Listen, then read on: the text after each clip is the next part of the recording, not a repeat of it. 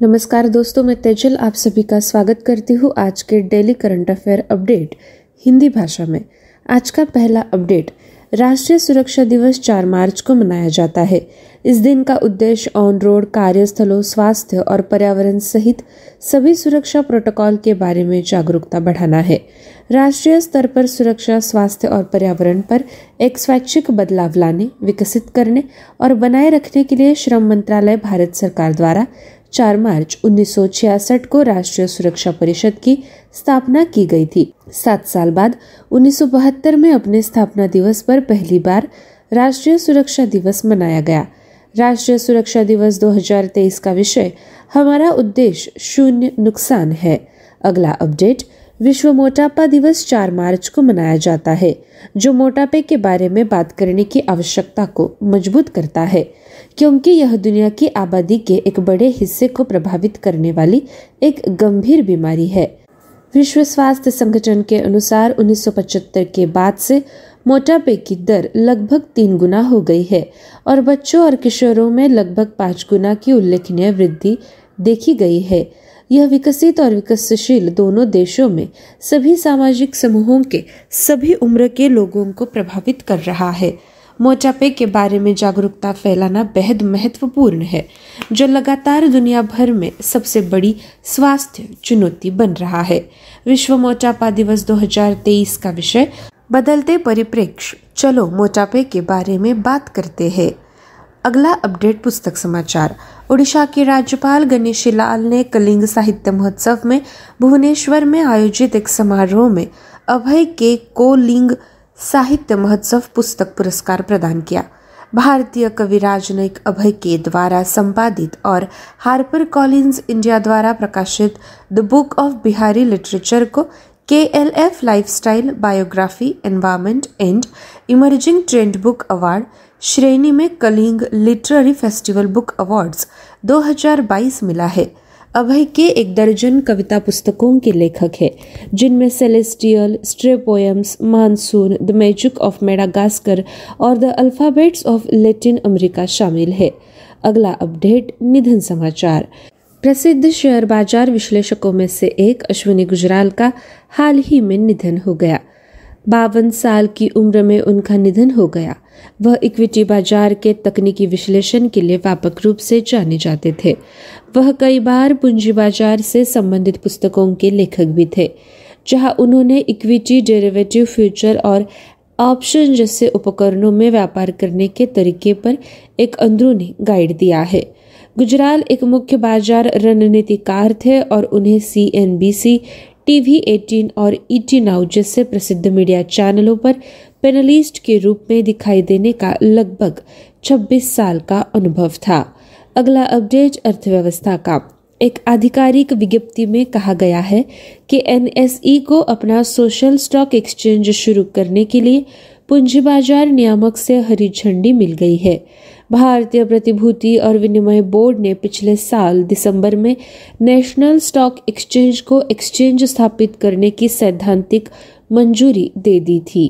Social stock exchange का विचार पहली बार केंद्रीय बजट 2019 से 20 में पेश किया गया था, ताकि सामाजिक गतिविधियों में शामिल संस्थाओं जैसे धर्मार्थ ट्रस्ट और गैर लाभकारी संगठन को धन के लिए पूंजी बाजार तक पहुंचने में सक्षम बनाया जा सके। अगला अपडेट, समझौता का। केंद्रीय जल आयोग, जल संसाधन विभाग, नदी विकास और गंगा संरक्षण विभाग, जल शक्ति मंत्रालय ने बाह्य रूप से वित्त पोषित बांध पुनर्वास और सुधार परियोजना चरण 2 और चरण 3 के तहत बांधों के लिए अंतर्राष्ट्रीय उत्कृष्टता केंद्र विकसित करने के लिए IIT रुड़की के साथ एक अनुबंध ज्ञापन पर हस्ताक्षर किए। ICED रुड़की भारतीय और विदेशी बांध मालिकों को जांच, मॉडलिंग, अनुसंधान और नवाचारों और तकनीकी सहायता सेवाओं में विशेष तकनीकी सहायता प्रदान करेगा। अगला अपडेट, अंतर्राष्ट्रीय समाचार। अमेरिका के राष्ट्रपति जो बाइडेन ने कहा कि मास्टरकार्ड के पूर्व कार्यकारी अधिकारी अजय बंगा को विश्व बैंक का नेतृत्व करने के लिए नामित किया जा रहा है। इसके वर्तमान प्रमुख डेविड मलपास ने जल्दी पद छोड़ने की योजना की घोषणा की है।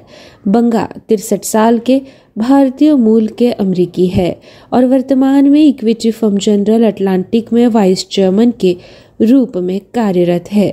वह पहले मास्टरकार्ड में मुख्य कार्यकारी थे।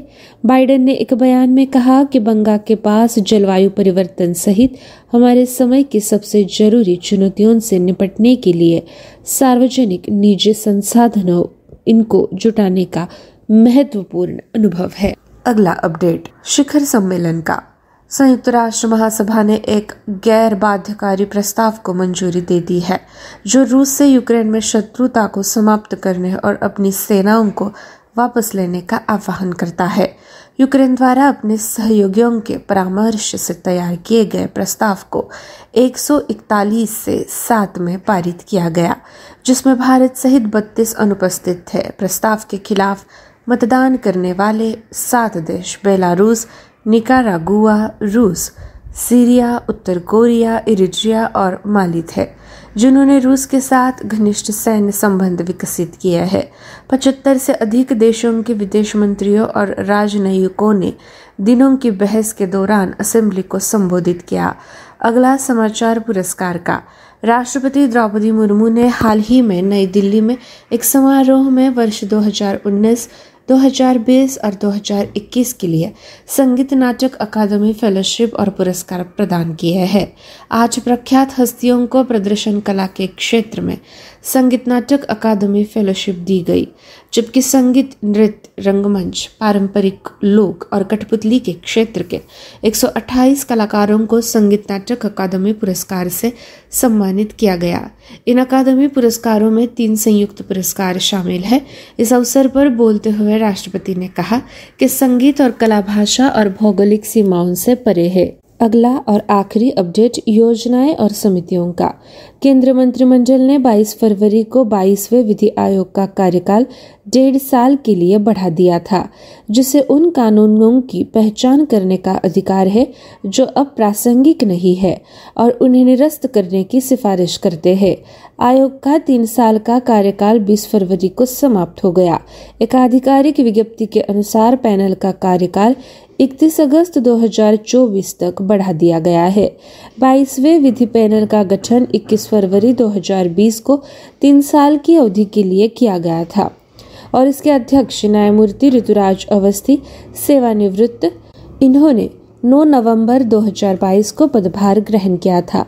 दोस्तों, ये थी हमारी आज की daily current affairs updates Hindi भाषा में। मिलते हैं अगले सत्र में। आप सभी का बहुत बहुत शुक्रिया।